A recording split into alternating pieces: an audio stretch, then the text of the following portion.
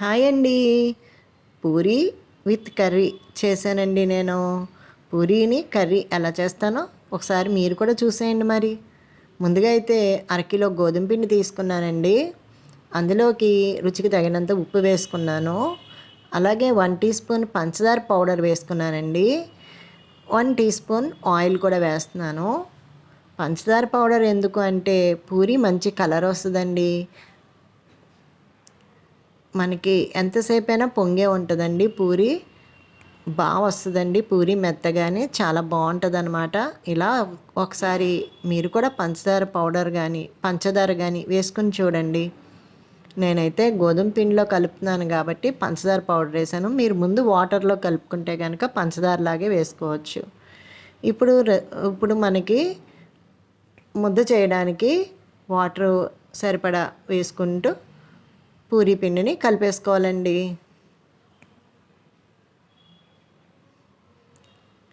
ఈ విధంగా అయితే నేను పూరీ పిండిని అయితే కలిపేసానండి. మరీ మెత్తగా ఉండకూడదు, అలానే మరీ గట్టిగా ఉండకూడదండి. ఈ విధంగా కలిపేసుకున్నాను. అలాగే పైన కొంచెం ఆయిల్ మళ్ళీ వేసి ఒకసారి పిండినంతా ఒకసారి అట్లా కలిపేసుకొని ఇప్పుడు మూత పెట్టేసుకొని పక్కన ఉంచేసుకోవడమేనండి.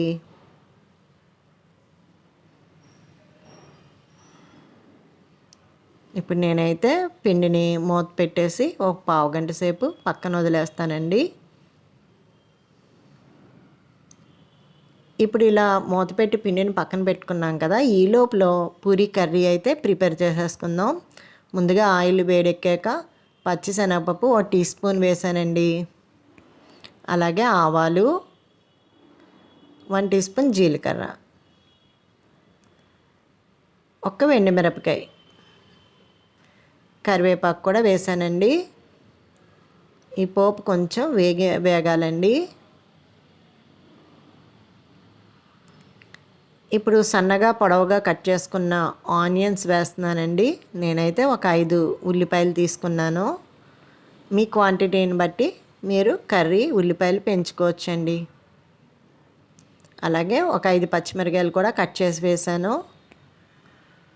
కొంచెం కొత్తిమీర కూడా యాడ్ చేశానండి. ఈ ఉల్లిపాయలు బాగా వేగిపోవక్కర్లేదండి. కొంచెం కలర్ చేంజ్ అయితే పూరీ కర్రీ చాలా టేస్ట్గా ఉంటుందన్నమాట. బాగా మటుకు వేపద్దు ఉల్లిపాయల్ని. కొంచెం కలర్ చేంజ్ అయ్యే వరకు వేపుకుంటే సరిపోతుందండి. మొత్తం అంతా ఒకసారి ఇట్లా కలిపేసుకొని ఇప్పుడు ఒక 1/2 టీ స్పూన్ పసుపు యాడ్ చేశానండి. అలాగే రుచికి తగినంత ఉప్పు కూడా యాడ్ చేశాను. మళ్ళీ ఓసారి ఇట్లా మొత్తం అంతా కలిసేలా కలిపేసుకుందామండి.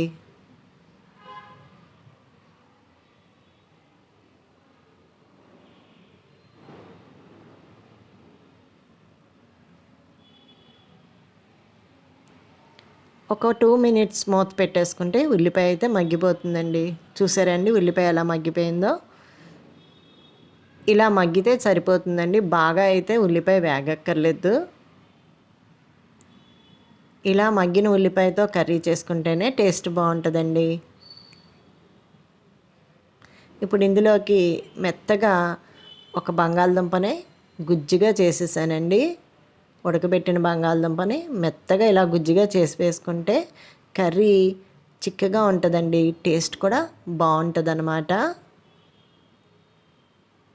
ఒక బంగాళదుంపని ఇలా మెత్తగా చేసి ఉల్లిపాయల్లో కలుపుతున్నాను. ఒక బంగాళదుంప ముక్కలు కోసి ఉంచానండి. ముందే 2 ఉడకబెట్టేసుకుంటే సరిపోతుందండి. చూసారండి నేను ఈ సైజు ముక్కలు కట్ చేసుకున్నాను. మీకు ఇంకా పెద్ద సైజు కావాలంటే కట్ చేసుకోవచ్చు. ముందుగా బంగాళదుంపని ఉడకబెట్టేసుకుంటే పూరీ కర్రీ చేసుకోవడం చాలా ఈజీ అయిపోతుందండి. మనం పూరీ పిండి నానే లోపల మనం కర్రీ చేసుకొని పక్కన పెట్టేసుకోవచ్చు అనమాట.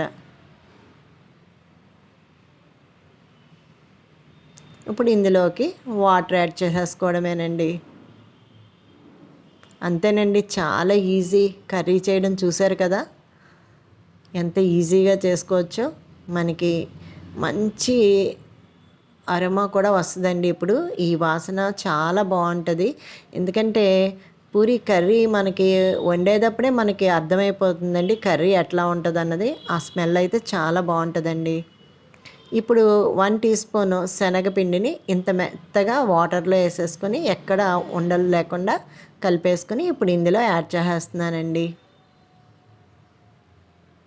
ఈ వాటర్తో పాటు శనగపిండి కూడా ఇలా వేసేసుకుంటే అండి కర్రీ ఒక 5 మినిట్స్లో అయిపోతుందండి. ఇంకంతేనండి, మూత పెట్టేసుకున్నాం కదా, ఇంకా కర్రీ అయితే 5 మినిట్స్లో ఉడికిపోతుంది.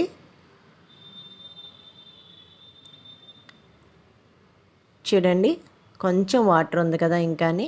ఇప్పుడు కొత్తిమీర వేసుకుందాము.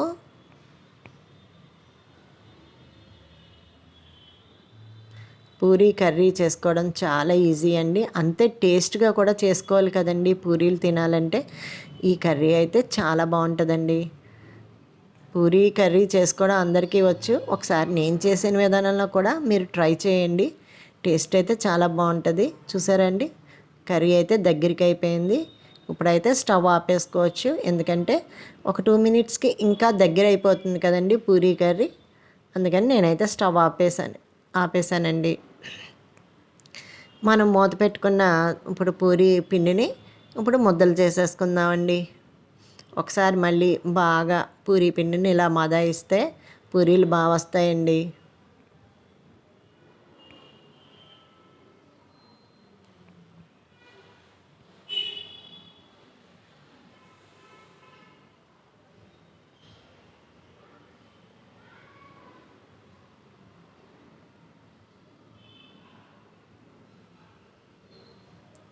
నేనైతే ఇట్లాగా ఉండలకి కట్ చేసేసుకుంటున్నానండి, అన్నీ ఒకే సైజులో ఉంటాయని.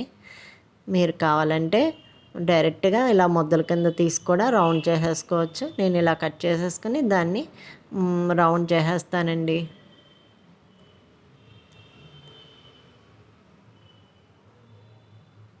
అంతేనండి, చాలా సింపుల్గా చేసేసుకోవచ్చు పూరీ విత్ కర్రీ. రెండు చేసుకోవడం కష్టం, చాలా టైం పట్టేస్తుంది అనుకుంటారు, కానీ చేసుకోవడం అయితే చాలా ఈజీ అనండి. మొత్తం అన్నీ ముద్దలు చేసేసి నేను పూరీకి చేసేస్తున్నానండి. పొడిపిండి ఎక్కువ వేసుకోకూడదండి. పొడిపిండి ఎక్కువ వేసుకుంటే ఆయిల్లో పొడిపిండి పడిపోతుందండి. నేనైతే ఇట్లా పూరీలన్నీ రెడీ చేసేసుకున్నాను. ఇప్పుడు ఆయిల్ బాగా హీట్ ఎక్కాలండి. పూరీ ఎప్పుడు కూడా పొంగాలి అంటే ఆయిల్ బాగా హీట్ ఎక్కేలాగా మనం ఆయిల్ని కాసుకోవాలన్నమాట.